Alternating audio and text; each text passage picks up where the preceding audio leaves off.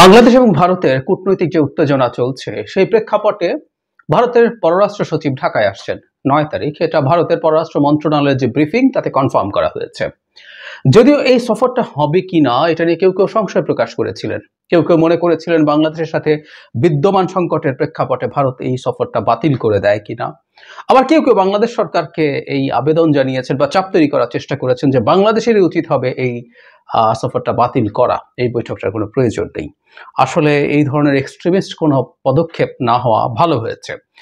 ভারত কেন শেষ পর্যন্ত সিদ্ধান্ত নিল এবং ভারতের সচিব যিনি আসছেন তিনি কি কি উদ্দেশ্যে আসছেন আমরা উনি আসার পর বৈঠকের পর আমরা বুঝতে পারবো। তবে আমরা ধারণা করতে পারি এর মধ্যে যেসব ঘটনা ঘটেছে সেগুলো একটা ইস্যু হিসেবে আসবে। এছাড়া আমাদের দীর্ঘকালীন যত সংকট আছে সেই সংকটগুলো নিয়ে নিশ্চয়ই আমাদের সরকার আলাপ তুলবে। কিন্তু ভারত এই কাজটা কেন করছে, তার পেছনে কি কিছুটা হলেও চীন পাকিস্তানের সাথে বাংলাদেশের সম্পর্ক বৃদ্ধিজনিত দুশ্চিন্তা বা কিছুটা আতঙ্ক ভারতে ভর করছে কিনা? ভারতের মিডিয়া দেখলে অবশ্যই এই ধরনের একটা ধারণা হতেই পারে এবং এটা লজিক্যাল। কারণ যখন ভারতের সাথে বাংলাদেশের ডিপ্লোম্যাটিক প্রবলেম শুরু হবে সেইটার সুযোগ চায়না খুব ভালোভাবে নিতে চাইবে এবং পাকিস্তানও সেটা ছেড়ে দেওয়ার কোনো কারণ নেই। আমরা একটু পেছনে যাই। ডক্টর ইউনূস যখন জাতিসংঘের সাধারণ পরিষদে গিয়েছিলেন তখন তিনি পাকিস্তানের প্রধানমন্ত্রী শেহবাজ শরীফের সাথে দেখা হয়েছে এবং শুধু সেটা না, ডক্টর ইউনূস ক্ষমতায় আসার পর থেকেই ক্রমাগত একটা কথা বলছিলেন, সেটা হচ্ছে সার্ককে পুনরুজ্জীবিত করা হোক। আমরা বর্তমান যে পৃথিবীর যে ঢং তাতে রিজিওনাল কোঅপারেশনগুলো হওয়া আসলেই উচিত, এটা প্রত্যেকের জন্য বেনিফিশিয়ালি। কিন্তু ভারতের জায়গা থেকে তারা পাকিস্তানের সাথে সংকটটাকে তাদের রাজনীতির বস্তুতে পরিণত করে এই বিষয়টাকে তারা হতে দিচ্ছে না। ফলে ডক্টর ইউনূস যখন সার্কের কথা বলছেন, শাহবাজ শরীফের সাথে তার দেখা হচ্ছে, কথা হচ্ছে, তিনিও যখন আগ্রহ প্রকাশ করছেন সার্ক নিয়ে, তখনই ভারতের মিডিয়াতে এটা নিয়ে তীব্র সমালোচনা শুরু হয়ে গিয়েছিল। আমরা আগে পাকিস্তান শেষ করি, পরে চায়নার কথায় আসবো। তারপর আমরা নিশ্চয়ই মনে করতে পারি যে চায়না থেকে পাকিস্তান থেকে একটা জাহাজ সরাসরি বাংলাদেশে এসে পৌঁছেছে। খুব বেশি পণ্য ছিল তা না, কিন্তু সেটা নিয়ে কত মাতম যে ওটাতে করে নাকি অস্ত্র এসছে। আগে ট্রাকে অস্ত্র আসতো, এবার জাহাজে করে অস্ত্র এসছে, বাংলাদেশ জঙ্গিদের হাতে এগুলো তুলে দেওয়া হবে, নানান রকম কার্টুন বানিয়ে মারাত্মক আতঙ্ক তৈরি করার চেষ্টা করা হয়েছিল। শুধু সেটা না, এই যে জাহাজ আসলো, এই জাহাজ আসাটা নিয়েও ভারতের মিডিয়া যথারীতি যথেষ্ট রিয়্যাক্ট করেছে। কতগুলো মিডিয়া মুহূর্তে বাংলাদেশ নিয়ে কথা বলে, সেগুলোতে আমরা দেখব তারা খুব স্পষ্টভাবেই এই আশঙ্কা জানিয়েছেন যে এটা এই সরাসরি যোগাযোগ হওয়া, যেটা পাকিস্তান মানে শেখ হাসিনার সময় চিন্তাও করা যায়নি, সেটা এখন হওয়ার মানেই হচ্ছে যে এখানে পাকিস্তানের সাথে বাংলাদেশ যুক্ত হয়ে বাংলাদেশের ভবিষ্যৎ ধ্বংস করছে। ভারতের এটা নিয়ে সতর্ক হওয়া দরকারি, ডিপ্লোম্যাটিক সম্পর্ক বৃদ্ধি খুবই খারাপ হবে। এর সাথে আবার যোগ করব, একেবারে সম্প্রতি পাকিস্তানের হাই কমিশনার বেগম খালেদা জিয়ার সাথে দেখা করেছেন। দেখা করে তারা অনেক দ্বিপাক্ষিক ইস্যু নিয়ে কথাবার্তা বলেছেন, উইচ ইজ ভেরি ন্যাচারাল, সেটাও হলো। এবং সেটা নিয়েও যথারীতি ভারতের মিডিয়া প্রচুর কথাবার্তা বলছে। পাকিস্তানের হাই কমিশনারের সাথে খালেদা জিয়া বৈঠক করছেন। জাফর ইকবাল, শাহরিয়ার কবিররা এখন আর খুব বেশি অ্যাক্টিভ না হলে তাদের জায়গা থেকে বহু ভয়ঙ্কর কথা আসতো। পাকিস্তানের ইয়ার সাথে বসছেন, তাতে সাবান দিয়ে গোসল করতে হবে বা কিছু একটা। যাই হোক, এগুলো নিয়ে ক্রমাগত তাদের মধ্যে এক ধরনের সিরিয়াস সমালোচনা, এবং আমি বারবার বলছি সমালোচনার মধ্যে এক ধরনের ভীতি বা আতঙ্কের ইঙ্গিত আছে। এবার চায়নার ব্যাপারে স্বাভাবিকভাবেই পাকিস্তান নিয়ে যতটা উদ্বিগ্ন ভারত, চায়না নিয়ে তার চেয়ে বেশি উদ্বিগ্ন। একেবারে সাম্প্রতিক সময়ে চায়না যিনি রাষ্ট্রদূত আছেন তিনি বেগম খালেদা জিয়ার সাথে দেখা করেছিলেন। এ প্রসঙ্গে একটা স্মৃতি মনে পড়ল। চায়নার জনৈক রাষ্ট্রদূত যিনি এখন আছেন, তার আগে যিনি ছিলেন, তিনি জয় বাংলা টাংলা বলে তার ভাষণ, বাংলাদেশে যখন কোনো স্পিচ দিতেন সেগুলো শেষ করতেন। তো যাই হোক, তিনি বেগম খালেদা জিয়ার সাথে দেখা করেছেন, সেটা নিয়ে কথাবার্তা। নট অনলি দ্যাট, খুব সাম্প্রতিক অতীতে চায়না বিএনপির রাজনৈতিক দলের একটা ডেলিগেটকে নিয়ে গিয়েছিল। তারপর জামায়াত এবং ইসলামী দলগুলোর লোকজনকেও চায়না ঘুরতে নিয়ে গেছে। ঘোরাতো না আসলে, ইনফ্যাক্ট তাদের সাথে তাদের সম্পর্ক বৃদ্ধির চেষ্টা ইত্যাদি কারণে এগুলো হয়েছে। তো সব কিছু মিলে ভারতের মিডিয়াতে একেবারে দুর্দান্ত ভীতিজনক আওয়াজ আলাপ টালাপ চলছে। অথচ এটাই হবার কথা ছিল। যেখানেই ভারতের সাথে একটা দেশের সংকট তৈরি হয়েছে, চায়না সেখানে চাইবেই। এবং এই চায়নার প্র্যাগম্যাটিজমটা আমি একটু আপনাদের সামনে স্মরণ করিয়ে দেই। সেটা হচ্ছে 2018 সালে আমরা চায়নাকে এটা নিয়ে তখন কন্ডেম করেছিলাম রাতের ভোটের নির্বাচনটাও চায়না শেখ হাসিনাকে সাপোর্ট করে এন্ডোর্স করেছিল এবং তারা রীতিমতো স্বর্ণের নৌকা নিয়ে চীনে শি জিনপিং এর দূত এসে শেখ হাসিনাকে খুব চমৎকারভাবে অভিনন্দন জানিয়ে গিয়েছিল। এবং আমি খুব মনে করতে পারি ওই সময় চায়নার বিভিন্ন পত্রপত্রিকায়, বিশেষ করে গ্লোবাল টাইমসে, বাংলাদেশের ভবিষ্যৎ যাতে ভালো হয় তার জন্য এই পার্টিজান পলিটিক্স থেকে বাংলাদেশ থেকে বেরিয়ে আসতে হবে, এইসব আলাপ টালাপ, মানে তুমি চায়না হয়ে যাও টাইপের আলাপ তারাও করেছিল। মজার ব্যাপার, সেই চায়নাই খুব সহজেই, খুব দ্রুত শেখ হাসিনার পতনের সাথে সাথে তারা বাস্তবতা বুঝতে পেরে তারা এই সরকারের সাথে যেমন ইন্টারাকশন করছে, ভবিষ্যতে যারা পলিটিক্যাল স্ফিয়ারে গুরুত্বপূর্ণ, যারা ক্ষমতায় আসতে চান তাদের সাথে ইন্টারাকশন করছেন, এটাই হবার কথা ছিল। কিন্তু এটা নিয়ে ভারতের তীব্র আপত্তি, তীব্র ক্ষোভ, তাদের মধ্যে প্রচুর আলোচনা, তাদের মিডিয়াতে ঢুকলেই দেখতে পাবেন যে কেউ। ফলে আমি মনে করি যে ভারতের মধ্যে এই ভীতির জায়গাটা আছে, সত্যিকার অর্থে আছে। এবং আমি আরেকটা পয়েন্ট একটু যোগ করে রাখতে চাই, সম্প্রতি নেপালের প্রধানমন্ত্রী নির্বাচিত হয়েছেন জনাব কেপি শর্মা ওলি।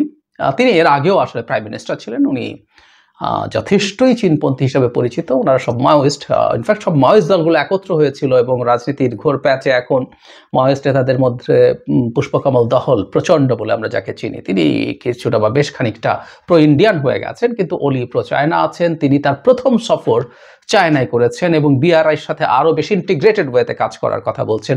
এগুলো সবগুলো আবার ভারতে অ্যালার্ম বেল বাজাচ্ছে, এগুলো নিয়েও তাদের কথাবার্তা আছে। ফলে বাংলাদেশে যে ঘটনাটা ঘটছে এখন, যে ইন্ডিয়া যখন তার কোয়ার্সিভ অ্যাটিটিউড বাড়াচ্ছে তখন সেই গ্যাপে পাকিস্তান চায়না ঢুকে পড়ছে ইনএভিটেবলি, সেটা তাদের মধ্যে খুব টেনশন তৈরি করছে। এই টেনশনের জায়গাটা আমরা এভাবে যোগ করতে পারি, আমাদের মনে থাকবে নিশ্চয়ই বিগত সরকারের সময় যখন আমেরিকা বেশ চাপ তৈরি করছিল সরকারের উপর একটা অবাধ, সুষ্ঠু, গ্রহণযোগ্য নির্বাচন নিশ্চিত করার জন্য, তখন ভারতের বহু বিশেষজ্ঞ, তথাকথিত বিশেষজ্ঞকে আমরা দেখেছি তারা এই আলাপটা করছিল যে আমেরিকাকে তাদের জায়গা থেকে এই মেসেজ দেওয়ার চেষ্টা। এবং ভেতরে 2+2 যে মিটিং হয়েছিল, যখন দুই দেশের দুজন করে মন্ত্রীদের মিটিংয়ে ভারত আমেরিকাকে ম্যানেজ করেছিল বলে আলাপ আছে, সেইখানেও আমি ধারণা করি এটাই মূল যুক্তি হিসাবে হাজির করা হয়েছিল যে শেখ হাসিনাকে যদি আমেরিকা অনেক বেশি প্রেশার তৈরি করে, সে তখন আমেরিকার প্রেশারের কাছ থেকে বাঁচার জন্য সে অনেক বেশি প্রো চায়না হয়ে যাবে, চায়নার ফুটপ্রিন্টটা আরও বেড়ে যাবে। মানে তাদের যুক্তি ছিল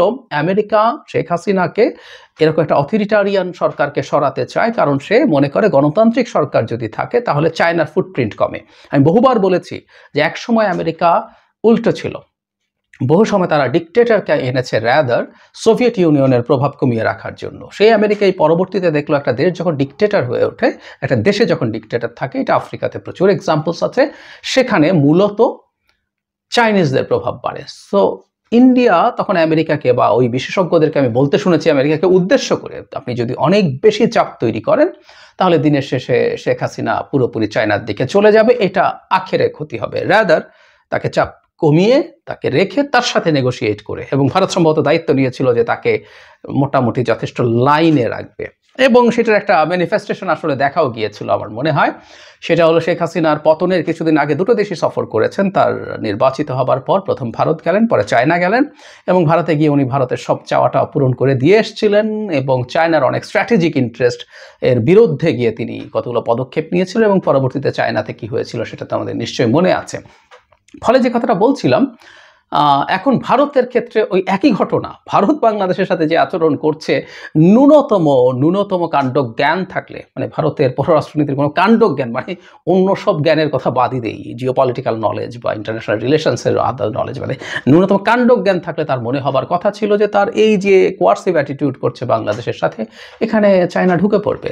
মানে যেসব জায়গায় ভারতের সাথে সমস্যা আছে, ভারত যেসব ইস্যুতে সমস্যা করার চেষ্টা করছে, অনেক দেশ বসে আছে এই জায়গাগুলো সুযোগ নিতে।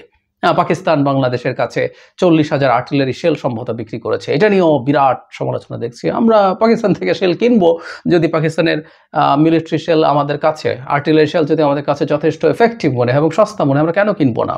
পাকিস্তানের অনেক রকম পশ্চাৎপদতা আছে, কিন্তু মিলিটারি হার্ডওয়্যারের ইন্ডাস্ট্রিতে পাকিস্তান বেশ সামনের দিকে আছে, কিন্তু এটা নিয়েও তীব্র আলোচনা কথাবার্তা আছে। কিন্তু এগুলো ঘটতে থাকবে। ইনফ্যাক্ট ভারতের সাথে সম্পর্ক থাকলেও এগুলো হতে হবে। আমাদের কাছে যদি সস্তায়, কম খরচে আমি পাকিস্তানের কাছ থেকে সমরাস্ত্র কিনতে পারি, আমি কিনবো, কারণ আমরা জানি পাকিস্তানে অনেক চায়নার খুবই স্টেট অফ দ্য আর্ট বলছি না, বাট অ্যাডভান্স ফাইটার তৈরি হয় চাইনিজ প্রযুক্তিতে ওখানে, এবং চায়নাগুলো এক্সপোর্ট করে, পাকিস্তানগুলো এক্সপোর্ট করে। চায়না মেইন ব্যাটল ট্যাঙ্ক পাকিস্তানে তৈরি হয়, সেগুলো বিভিন্ন দেশে এক্সপোর্ট করে। সো আমাদের যদি প্রয়োজন হয় আমরা কেন কিনবো না? ভারতের সাথে সম্পর্ক থাকলেও কিনবো, যেগুলো আমাদের কাছে দরকারি মনে হবে। কিন্তু আমি সাম্প্রতিক সময় দেখতে পাচ্ছি যে ভারত এই আতঙ্কে ভুগছে। সুতরাং আমাদের সরকার যদি শক্ত থাকে, ভারত খুব বেশি দিন খুব টাফ কোয়ার্সিভ অ্যাটিটিউড চালাতে পারবে না, তবে তাদের রেটরিক চলবে। আমি রেটরিক সম্পর্কে বলছি যে পশ্চিমবঙ্গের বিধানসভা নির্বাচন জুনের মার্চ এপ্রিল ওই পর্যন্ত এটা এক্সটেন্ডেড হওয়ার সম্ভাবনা আছে। কিন্তু এখন যেরকম অল আউট ক্যাম্পেইন করছে, সম্ভবত বা মোটামুটি নিশ্চিতভাবে বলা যায় তাদেরকে এটা থেকে ফিরে আসতে হবে। এবং ভারতের পররাষ্ট্র সচিব আশা এটাও ইন্ডিকেট করে যে সম্পর্কটাকে আরও বেশি খারাপের দিকে তারা নিয়ে যেতে চায় না। নিয়ে গেলে এটা আসলে তাদেরও বিরাট বিরাট ক্ষতির জায়গা আছে, এটাও আমাদের বুঝতে হবে। বাংলাদেশ পুরোপুরি চায়নার কবজায় তাদের ভাষায় যদি হয় চলে যায়, সেটা তাদের পারপাস সার্ভ করবে না, কোনো রকম কোনো সন্দেহ এতে নাই। সুতরাং আমরা আশা করি সামনের সময়ে এইসব ইস্যু বিবেচনা করে ভারত তার অতি উঁচু চড়া স্বর নরম করা উচিত হবে। আমি জানি না, যদিও বারবার বলছি, এটা নিয়ে আগেও কথা বলেছি, হয়তো আবারও বলবো, ভারতের রাজনীতির যে প্যাটার্ন, বিশেষ করে বিজেপির যে প্যাটার্ন, যে রাজনীতি তারা করে, এটা আসলে এখন আর ন্যাশনালিস্ট না, আইডেন্টিটির, এটা ফ্যাসিস্ট রাজনীতিতে পরিণত হয়েছে। এটা হয়তো আরও অনেক খারাপ কিছু দিকেও যাওয়ার সম্ভাবনা আমরা উড়িয়ে দিতে পারবো না।